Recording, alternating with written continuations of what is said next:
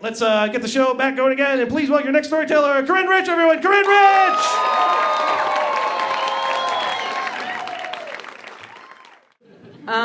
So when I came out about 4 years ago, I didn't really do it like loudly and proudly with like a big bang. Actually, that's a terrible word choice, but like, I did it very quietly. I didn't tell a lot of people, and the reason I did that is because I had this idea that like when I would meet somebody for the first time, upon first impression, I didn't want them to know me as like Corinne the lesbian. I wanted to sort of be able to be whoever I wanted to be.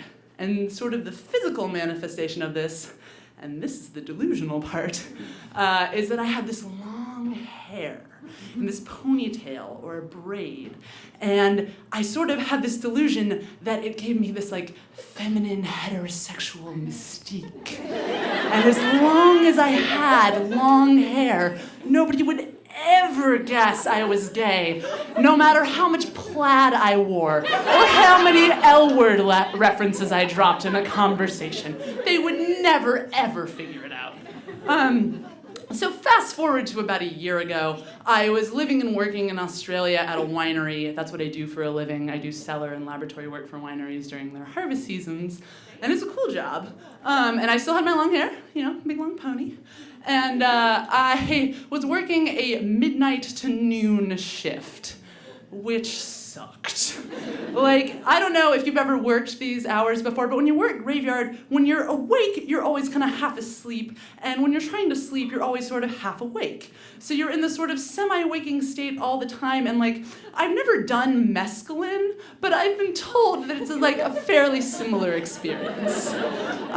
So as a result, accidents happen on the grave shift a lot. Like, bad accidents, like people slip and fall into fermentations full of wine, which sounds super fun, but actually you just asphyxiate from the carbon monoxide and die.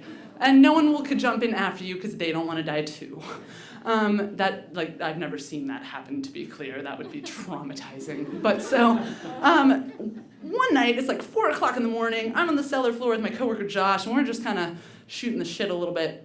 And wine cellars are notoriously cold because you have these massive tanks full of chilled juice and wine. And I'm leaning up against one and it's kind of chilly, and all of a sudden I feel this hot spot on my neck and my back. And I smell this weird smell, and the hot spot is turning into a really hot spot. And I come to realize what's happened is that my coworker, who's up on the catwalks that connect the tops of the tanks, we'll just call him the Dutchman for now. He was Dutch. Was up there with some caustic cleaning chemicals. And he got distracted, probably by one of those massive, like, Australian spiders that you see on TV. They're real. And he knocked it over, and it is dripping down the tank onto me. And it has eaten through my sweatshirt, it has eaten through my shirt, and it is now eating through my skin, which is the smell that I smelled. And it's really starting to hurt. And my coworker Josh, who was on the floor with, had the wherewithal to scream, "Get under a sample tap!" Because all the wine tanks have these taps that you can take samples from. And wine juice and fermentations are pretty acidic, and it can neutralize this crap that was on me. And so I got underneath it, and like, if you've ever heard those rap or R&B songs about taking like a champagne Chardonnay shower, I did that for reals. So like, this stuff gets neutralized, and they hose me off a little bit, and like, I need to go to the hospital ASAP. Because it's pretty bad. So I go to the hospital, we walk in, and the guy at intake takes a look at me for a second, goes to a guy in the back, "Oi, Garrett, we got another one of them wine folks here." As if there had been this like rotating carousel of wine industry professionals just coming in and out all day. And apparently I am not the most urgent case, because I get seated in the waiting room. And I get seated next to this guy named Kurth. And Kurth is there because Kurth got bit by a mildly poisonous spider. And he is regaling the waiting room gang with this story while drinking a beer. Because welcome to Australia, where you can bring beer to a hospital, drink it in a hospital after you've been poisoned. So, I don't know what became of Kurth. I'm assuming this is not the first time this has happened to him. So they like give me some burn cream, they fix me up, and there's nothing left to do now except for my hair, because the chemicals annihilated it.